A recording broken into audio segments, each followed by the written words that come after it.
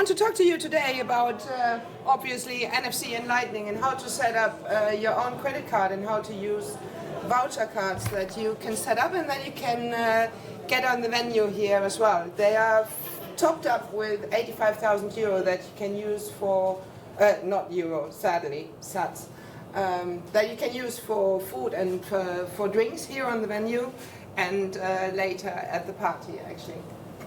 Now first things first, I'm not going to get into the gritty details before I told you who I am. Like maybe you want to save that QR code, so if you got questions later when you're using the card, you can hit me up and either find me here or send me a note.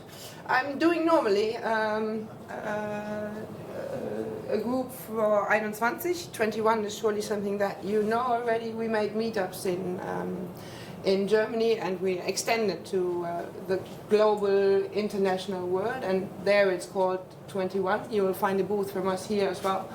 I'm doing translations for books, for articles, whatever, in all sorts of languages that I speak. I'm doing the lnbits wiki, so documentation on lnbits, and the community work, so when you have questions on lnbits, it's probably me who will be answering in the group. In my real life, in my fiat life, I'm an IT project manager in a telecommunication company that is as well a network operator and a service provider. So from user perspective or user-centered approach and from a network operator's approach, I'm used to look at processes for billing and provisioning, and that's how I came to Bitcoin actually. Starting from that, I went being a Bitcoin merchant in 2017, actually using BTC Pay. It was presented before. And now I'm more into lnbits because it has extended features through extensions that you can use for all sorts of use cases and configure your lnbits to what you really want to use. And for using and setting up credit cards on the Lightning Network and vouchers on the Lightning Network, that is actually the thing to have installed actually if you want to have that in a self-server in a way. And I'm also doing PlapTech. We're doing these sorts of NFC cards individually printed with what you would like to have on it, or the conference is going to decide what you're going to get, and that's what you get here today. If you haven't got one, just hook me up later and I have some with me, and then you can set them up yourself. Today we're gonna get into the theoretics, what NFC card is and what it's supposed to be, what the difference is between vouchers that you set up like here and a real credit card or debit card like we say, and where you can use them on what wallets and whatever. And tomorrow we're gonna do it together because tomorrow your card will hopefully be empty and you will have chosen wisely where to spend them on food and drinks. There are some nerdish details that I don't want to mess all with. Just want you to have seen that it's a standard that you have to meet. You cannot just use any NFC card. It has to meet a certain standard, and that's this one. The next one that might probably be interesting from these nerdish details is that it's working in a range of 12 centimeters. So if you have your phone on the right side and the card on the left side, they are still communicating the whole time. So there are sleeves that you can put your card in so that they are not communicating the whole time. But that means as well somebody else's phone on his ass and your ass next to it with a card, they will communicate as well. So it's quite a risky thing to have actually. And that's why it should not be only a voucher but a credit card. The NFC cards as well, it's usually like a banking card, it's an offline tool. Like the card has no Wi-Fi, it's not communicating whatsoever, it's just communicating when you put it to a tool like your phone or a tablet or whatever. Then it's powered by that, and you will find from these cards that they're gonna turn on some light when they are powered actually. That is an optical suppression that it's working.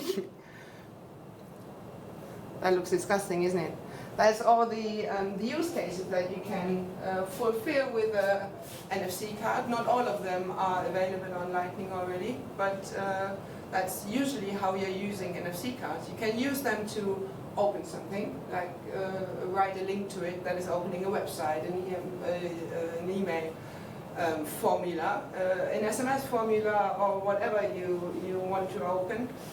You can use them to pay with, like with your debit card, or you can use it to withdraw sats. That's something different. Either you're presented an invoice and you pay it with a card, or you just put your card to your phone and then you can withdraw sats to it. You can also put a sticker to a product and then just pay to the product itself, and then it's yours, like you would probably do in a vending machine. And you can also use NFC cards. It's in England that's used quite often, that you get an NFC card that is topped up monthly for ticketing, for official rides on the bus services. There is some jukeboxes around that I've seen that you can pay with debit cards, and if it would be refurbished actually to Lightning, you can as well use it for paying gaming features with it, or jukeboxes.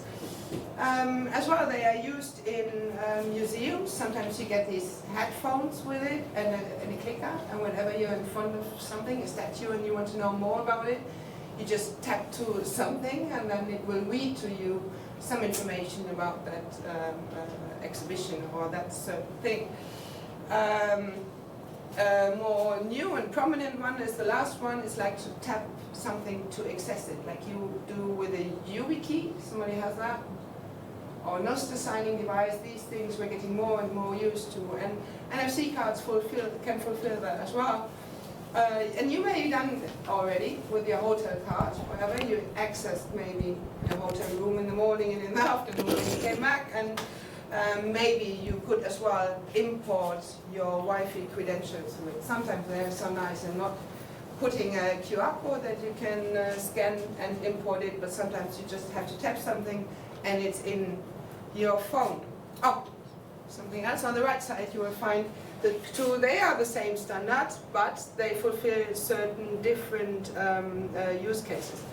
These cards from NXP with an NTEC that start with 2.1 is very small, very cheap cards that you can get, and they can only hold one static link, and that static link maybe tells you static links in Lightning are not good, not privacy-wise and not whatsoever.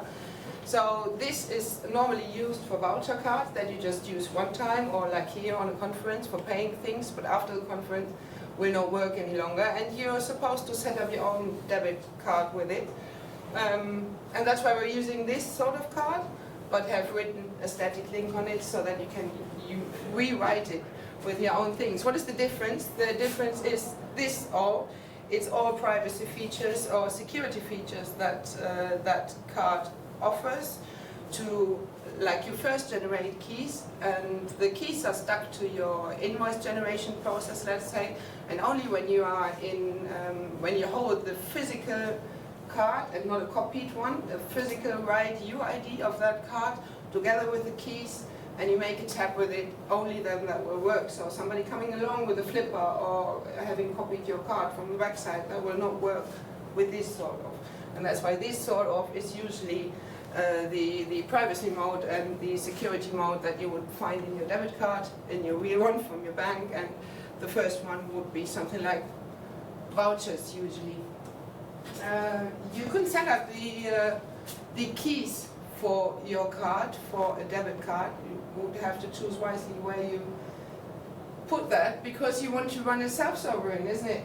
There's no use of having a Lightning debit card that is on somebody else's node. So that's for bigger amounts, not just for voucher amounts off, but let's say you would not put your rent on it, but maybe a bit more than you would find on a voucher card for just paying one food or one beer or whatever. This is all the apps that could handle it, and where you could generate the keys and write the keys with, but with different consequences. Consequences usually that are of interest to us is it KYC free? Isn't it? So we want to have everything which is KYC free, so coin counters out. Then we want to have everything which is non-custodian, and the custodians turn them out. So there's just some which are staying whatever you want to do. The voucher sort of that I just talked about is this LNULW, or called withdraw maybe somehow as well. And the debit card sort of is the bulk card service that has been developed for exactly that reason. So we're going to get to the differences. We have been to the differences, and we're going to get to it later on as well. The choice or the method that we're choosing for generating the bulk card will be this one here. We will use either your own lnbits or the official lnbits, but I urge you to not use the official one, but spin up an own one from you. There is a lnbits software as a service that you can use. It's 21 Sat and it's spun up in, like, let's say a minute, so there's no need on using other one's nodes actually, except your own one. When we are going to write the cards tomorrow, I want you to have therefore two apps. And first I want you to install lnbits, like either spin up a SAS for tomorrow, or if you refuse, we're going to use the Legend server. And to write the actual keys that we will generate there, we will need another app that can write to either for iOS or for Windows. You need one of both, so that we can write the keys to the cards. Sadly, we cannot do that through the web NFC, web serial. These things are hardly working with the cards, so we need a separate app and not a web front end to write them with. Maybe you have written already voucher cards. They can be written from the web. You just press a link in lnbits and you're writing the withdraw code. But for the debit cards, that is a bit different, and we need those apps really. There is no way around it. So for today, that's the theoretical part. That's it. Tomorrow we're gonna sit together and do that for you. So I want you to spend all of the sats that you have on your card today, so that it's empty tomorrow, and we can rewrite it with a proper setup that you can use after the conference, wherever you are with your friends or at POS services that you find in your area. If you don't have them, set them up. We have in the lnbits wiki a lot of tutorials on how to set up these LNPOS. You have maybe seen them around from BTC Pay. They have set up a lot of POS devices. We've made a lot of guides on these things, like how to set up hardware with NFC to enable merchants to take not only Lightning through their wallets, but as well when you come with an NFC card and want to pay with an NFC card, that works as well. So that is from me for today.